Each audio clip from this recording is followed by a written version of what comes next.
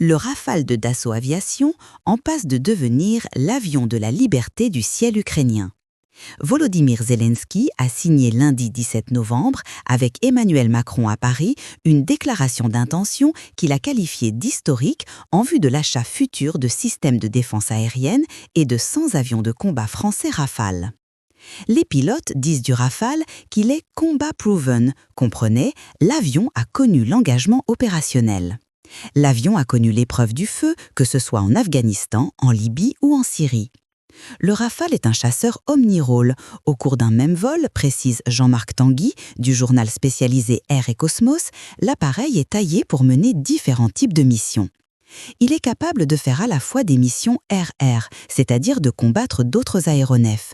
Russes, en l'occurrence, si on se place dans le contexte ukrainien, il peut aussi abattre des drones de toutes sortes et de tailles. Mais c'est vrai qu'aujourd'hui, au-dessus du territoire ukrainien, il y a aussi des missiles qui sont beaucoup plus complexes, des missiles de croisière par exemple. Eh bien, les missiles du Rafale peuvent abattre ces missiles de croisière qui sont envoyés par les bombardiers russes. Mais il peut également faire des missions de reconnaissance.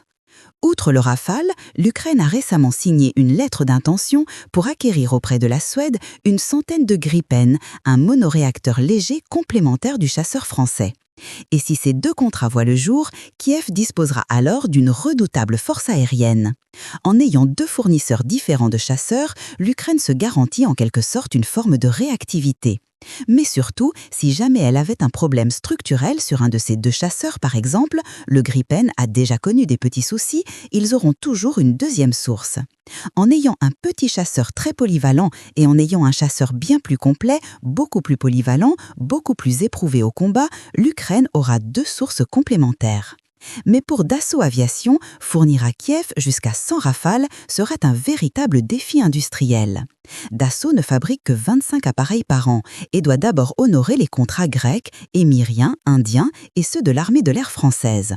Pour accélérer les cadences, la production sous licence du Rafale par un partenaire n'est donc pas à exclure, pointe Jean-Marc Tanguy.